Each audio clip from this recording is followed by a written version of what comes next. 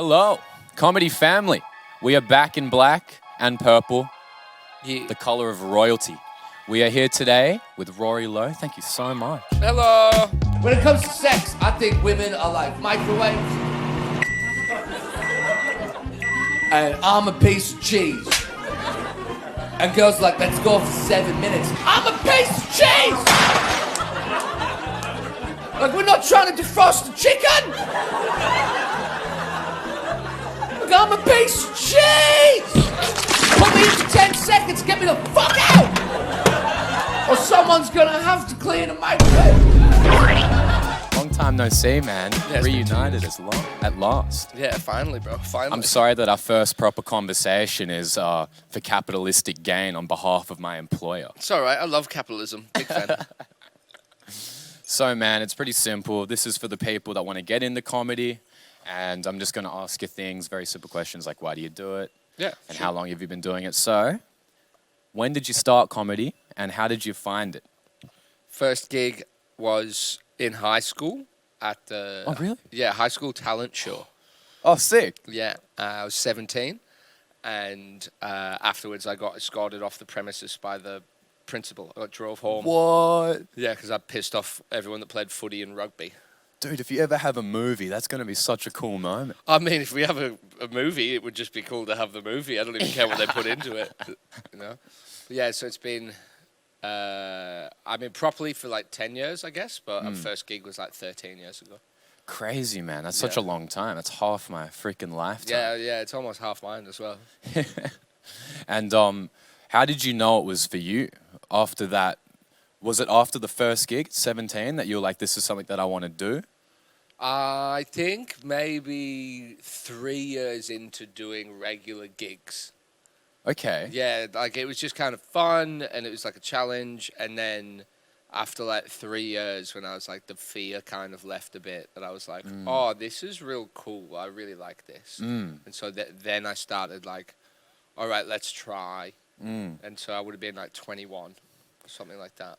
Crazy. Yeah. That's crazy that you did something for so long without it being like the final point, you know? I have very addictive personality. Yeah, so it doesn't matter what it is. If I get hooked, it's like, all right, well, fucking let's do this until either I'm exhausted or the thing's exhausted. Yeah. That's so cool. So how do you, obviously been doing it for such a long time, how do you find inspiration to write things? I get really fucked up on a weekend. That's pretty much what, like, all of my favorite... I noticed that with a lot of different people. Yeah, all my favorite stuff that I do now is just kind of like so organic that I don't need to change anything. Organic in the sense that it's real to you? Yeah, Is that what you and mean? it just kind of happens. Like joke I have about getting pulled up by the sniffer dog at the train station. Like, it's word for word what happened, and I just needed to change the rhythm of it. And it was just more so, you know, you tell people stories when you're, you know, drinking with the boys and shit, and you're like, oh, everyone's laughing at this. Okay, cool. Well, let's just say this on stage pretty much the same way because we've told the same story fucking 4 times tonight. And then you go, all right, well, that worked. These bits didn't. Take them out, change them up, put them back in. Yeah. Well, it's funny because a lot of comedians don't have the sit down and writing style. But for some reason, that's an expectation to a lot of people. But everyone... You have to do it at the start. Okay. What do you mean? You have to write at the start. You have to... Why is that? Because your brain doesn't work. Because your brain doesn't work like your comedy brain. You know, like now it's been, 10 years, and it's like, oh, cool, I've got an idea. I've got a couple of tags. I can get up and just work it out. But when you're starting off, you can't do that because you're like, what you think's funny and what is funny for the format of stand-up comedy are 2 entirely different things. Very good point. So you've got to just write. Like, and develop that. I think I have maybe 8 or 9 books of 1,000 pages each. Crazy. That are all full. Crazy, man. That's a lot. I mean, yeah. And I haven't wrote properly in 2 or 3 years. So those are all in the, like, first like few years. First 5-6 years. I reckon I wrote at least 1,000 pages a year. Oh, cool. Yeah. Of shit. Of just terrible shit. jokes? And like the same story over and over and over. It's like I'd write the story out, and as soon as I finished it, I'd start it again and just try and find, oh, I like that bit, or one more tag here, And then you just keep going, and every time you get a new thing, just start the story over again, start it over and start it over and start it over. So like, I have one book that's got the same story in it, and it's 1,000 pages, and I've just wrote the same story over and over and over and over again. Until Just in different angles, trying to dissect what's funny out of it. yeah. It's very interesting because that is a lot of material to churn, and that might be why you've translated so well to the web comedy. Yeah. Like out of probably anyone I've met, you're killing it. Like in that regard, the internet. I work tirelessly on trying to figure it out, though. You know. Because you do a bit of animation, I remember. Yeah. I mean, I've got a cartoon hopefully coming out on Congratulations, Paramount man. in the next year or so, which would be cool. Dude, that's so cool. Yeah, it'd be sick. You already you have something better than the movie. Yeah. I've got Dude, my that's own crazy. cartoon. Congratulations. So that'll when that comes, that'll be good. I won't make any money, but it'd be nice to just have something that I've wanted to create in that format on a recognized platform. You know. That's sort of beyond money, man. That's an accolade. Yeah. It's just something they'll go fucking have that for the skill set. Why in animation? What made you want to do that? I love cartoons. Oh, you love cartoons? I love cartoons. Is it big towards your stand-up material? Is it big in terms of who Rory Lowe is? Because I love cartoons as well, and I noticed that translates to like my music. I think the writing, like the writing in animation, has to be so much better than what it is in like just sitcoms and stuff. Okay. Like Archer, like it's my favorite show. Oh, you love Archer? Of all time, and just the writing in it, the callbacks, like the use of just like being meta, and you can get away with so much more in a cartoon because you don't have to follow the guidelines of real life. For sure. You know, so like animation wise, you can be like, oh, this is happening, and then Family Guy cut away to a scene. You know what I mean? And like, there's just a lot more freedom to be funny.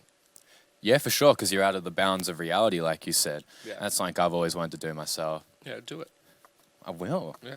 The universal presence and push. Yeah, I mean, that's the thing. Like, I started the first cartoon that I did was in the first lockdown, which was like only like a month. But I spent a month just on YouTube, just trying to figure out Teaching yourself? Yeah, figure out how to do animation and what programs to use, and then just made one. Cool, and you just started sending it out to people? I just put it on Facebook, and like, I mean, I was very lucky. It got like 1 million views on the first episode. So crazy. So I was very lucky. But yeah, it's a comedy. Anything doesn't matter. Just go on YouTube, type in how to do it, and then just follow all the instructions. So there's a big concern in comedy about finding your voice, right? How did you find your voice? How did Rory Lowe become Rory Lowe, who he is on stage? Is that something that you knew? When I was speaking to Rudy, he said he knew that before he got on. Is that Rudy's the same lying? For you? Wherever Rudy is lying. He's making it up. I feel like. So I had a conversation with John Pinder, maybe like 2 years ago, and I was telling him. Shout out John Pinder. Shout out John Pinder. I know he's listening.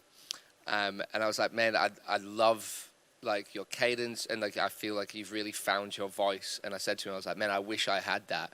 And he was like, what are you fucking talking about? You already have that. You have those exact qualities you just said to me. And I feel like your voice is something that you'd only realize that you have after doing it for a bunch of time. You know, because like you can think that you have like one particular style or one particular way of talking or a way of approaching things, and the more you get into, you know, yourself, and the more you get into the craft, you tend to expand a little bit. And I think it's when you push out of your boundaries that you find, ooh, I like this energy, Sure. or I like this term, or I like this way of speaking, or I like this rhythm, and then it starts to like real pick up. That was very well said, Rory. Is there anything that you would like to say to anyone listening? Any bit of advice? Anything that you want to plug before we sign off? If you're going to start off doing comedy, just remember to always love it. Because some people forget what it actually is. They forget how amazing it is. They forget what the feeling's like, and they get caught up because they're not getting paid enough, or they're not getting enough minutes or whatever. It's like, man, if you want to get into this, it's because you love it. So just don't ever forget that you love it, and you won't ever fail. Excellent send-off. Well, there you go. Rory Lowe, Comedy Lounge, Comedy Course. And if you didn't like my advice, my name is Kyle Legacy. Thank you so much for your time, and thank you so much for your time, brother.